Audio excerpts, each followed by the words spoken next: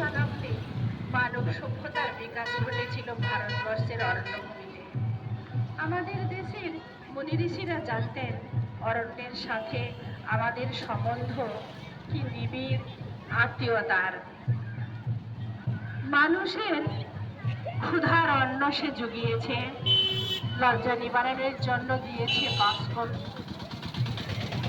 বৃক্ষের পত্রে রচিত হয়েছে শাস্ত্রের বিধান।